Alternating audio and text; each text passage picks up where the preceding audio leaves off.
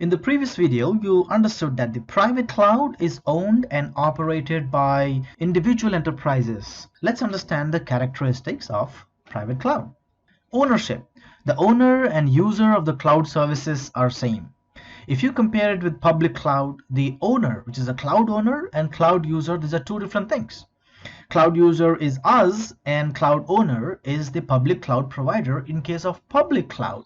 But in private cloud, the owner is the company and user is also the company because everything is lying on premise. Everything is lying inside your LAN. Hardware. The owner is entirely responsible for the purchase, maintenance, management of the cloud hardware. Users. A private cloud operates only within one organization and cloud computing resources are used exclusively by a single organization or single business.